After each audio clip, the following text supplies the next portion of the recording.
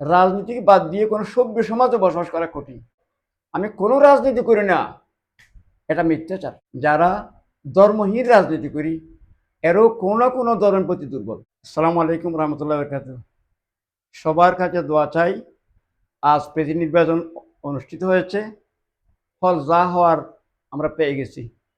আমি এই মুহূর্তে আমাদের অভাবের জন্য জ্বালানি সহ বিভিন্ন মাননীয় প্রধানমন্ত্রীকে গালি না দিয়ে অত্যন্ত দোয়া করা দরকার। বর্তমান সরকার পরিবর্তিত অবস্থায় যাত্রা শুরু করছে। বাংলাদেশের সবচেয়ে প্রবীণ, সুশীল, রুচিবান একজন রাজনীতিবিদকে প্রেসিডেন্ট করা হচ্ছে। এটা একদিকে ভালো হলো, একটা দিক ভালো নয়, যেহেতু বিএনপি বাংলাদেশের সবচেয়ে বড় দল। এই দলকে চালানোর জন্যে আমরা যাদেরকে চেয়ারে দেখছি এরা যথেষ্ট না।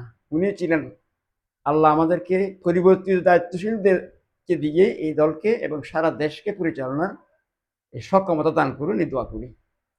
আমাদের সরকারের উচিত, জেলা সরকার যেভাবে ফজল কবির খান সাহেব বিদ্যুৎ জ্বালানি সফল হয়েছিলেন, কিন্তু এখন কেন সফল হচ্ছে না?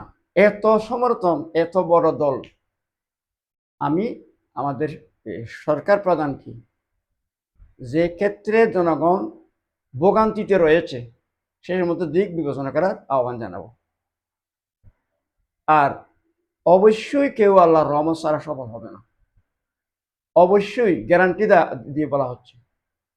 এ কারণে আমরা আল্লাহর রহমত পেতে হলে মিনিমাম আল্লাহর আদেশ নিষেধ মাথা রাখতে হবে।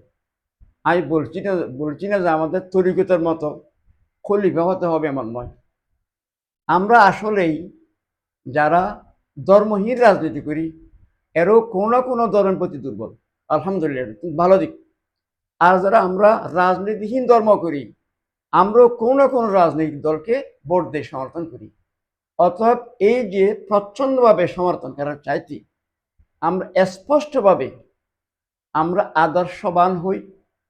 আমরা যারা রাজনীতি করি ধর্মভিত্তিক রাজনীতি না করি, কিন্তু আমাদের রাজনীতির সাথে আদর্শকে আরো কিছু কি মাত্রা বাড়িয়ে দিই। আর যারা আমরা রাজনীতি করি ধর্মকে কম বলে, তারা যেভাবে আদর্শকে বাড়িয়ে দেওয়ার কথা বলছি, আমরা যারা রাজনীতি করি না, ধর্মীয় বিভিন্ন কাজ করি, আমার রাজনীতিকে ঘৃণা করি, নিজেদেরকে ফরহেজগার মনে করি রাজনীতিকে বর্জনের মাধ্যমে, এটা কিন্তু ভালো লক্ষণ নয়। রাজনীতি সবার ঊর্ধ্বে। রাজনীতিকে বাদ দিয়ে কোনো সভ্য সমাজে বসবাস করা কঠিন। অতএব এটা মিথ্যাচার। আমি কোনো রাজনীতি করি না, এটা মিথ্যাচার। এই মিথ্যে দিয়ে কোনো সততা প্রতিষ্ঠা হয় না। আমি সকলকে আল্লাহর রহমত পেতে, আল্লাহর রহমত নিশ্চিত করার লক্ষ্যে আমাদের রাজনীতি আদর্শকে যোগ করি। আর আমাদের ধর্মীয় কর্মকাণ্ডে রাজনীতিক উদারতার সাথে গ্রহণ করি। তবে একটা সমন্বিত ভাবে একটা জাতি গড়ে উঠবে। আমাদের দেখা গেছে 5 আগস্টের পর কোনো আইন শৃঙ্খলা বাহিনী ছিল না, আমরা অত্যন্ত ভালো ছিলাম। আমাদের কি সে কথা স্মরণ আসে না? আমরা এত কিছু করার পরও আইন শৃঙ্খলার প্রতি উন্নতি করতে পারতেছি না। কিসের অভাব? আমার মনে আল্লাহর উপর তাওয়াক্কুলের অভাব, আল্লাহর ইমানের অভাব, নীতি নৈতিকতার অভাব। আমাদের নিয়ত স্বচ্ছ নয়। আমরা যারা বিশেষ করে বড় দায়িত্ববান, আমাদের উচিত আমরা কোনো দলের না, আমরা গোটা জাতির।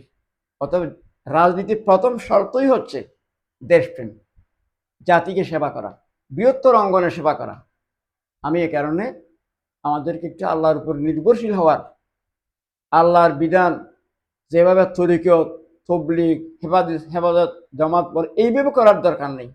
মিনিমাম ইসলামের মৌলিক দিকগুলো যে আমরা ধারণ না করি, আমরা যতই মেধাবী হই না কেন, যতই কৌশলী হই না কেন, আমাদের কাজ বরকত আসবে না। আর বৃহত্তর জাতীয় স্বার্থে আমি সকলকে দিনের মৌলিক বিষয়গুলা আমাদের কর্মকাণ্ডে সম্পৃক্ত করার আহ্বান জানাচ্ছি। আর আমাদের ছেলেরা যেভাবে পতাকাটি রাজনীতি করে, আমাদের মাননীয় প্রধানমন্ত্রীকে গালি দেয়, বা আমাদের বড় শীর্ষ রাজনীতিবিদদেরকে প্রতিপক্ষ মনে করে খারাপ আচরণ করে, এটা কিন্তু স্বাধীনতার খেলাপ। আমাদের উচিত হবে, রাজনৈতিক নেতৃবৃন্দের উচিত হবে প্রতি দলের নেতাকর্মীদেরকে বলে দেয়া, যাতে শোভন আচরণ নিশ্চিত হয়।